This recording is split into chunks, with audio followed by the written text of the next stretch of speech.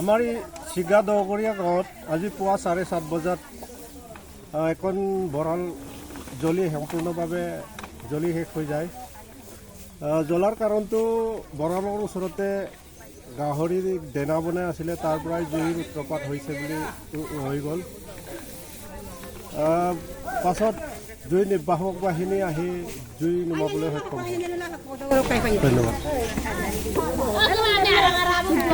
গাহৰি দেনা বনাই আছিলে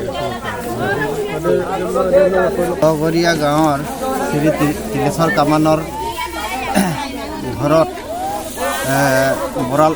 বৰালৰ চোতালত গাহৰি দেনা বনাই থাকোঁতে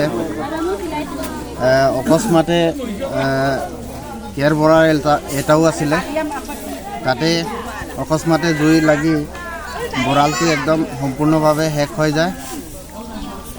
আৰু আমাৰ বিভিন্ন গাঁৱৰ যোনে যোনে শুনি পাইছে চবেই আহি মেলি জুইকণ নমাবলৈ সক্ষম হয়। লগতে আৰু আমাৰ জোনাই প্ৰশাসনৰ পৰা যিটো ফায়াৰ ব্ৰিগেড গাড়ী আহি পায়, জুইটো নমাই থৈ গুচি যায়।